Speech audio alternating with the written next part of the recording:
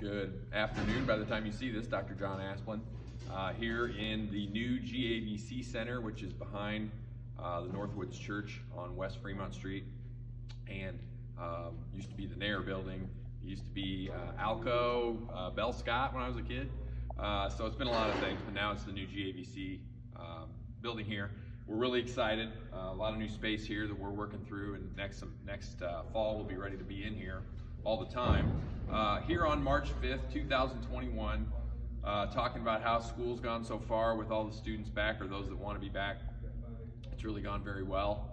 Continuing to have some issues with having to get people to make sure that they're doing the safety precautions that we need out in the community, because we're still having to exclude a lot of students.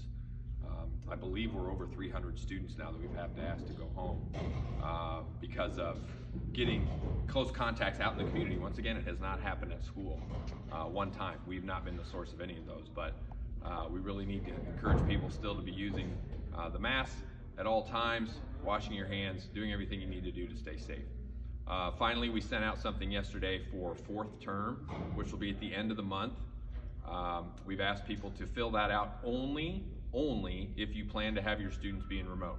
So starting fourth term, we're going to assume that your students are in person, okay? So if we don't receive anything back from you at all, we're going to assume that they are in person. If we receive something back from you, we would expect that that is saying that your child or children are staying in remote for the fourth term. So trying to start ramping up for the fourth term as weather gets nicer, people get outside more, we're able to space people out a lot better, really feel great about the prospects of being fully in person fourth term. But still, if you want to have your child or children be home, that's perfectly your right to do. But we need to have that form returned to us only if your children are going to be in your home, in remote. So that's really all I have to say for today. It's a beautiful day here, March 5th, 2021. Hope to see you next Friday. Dr. John Asplund.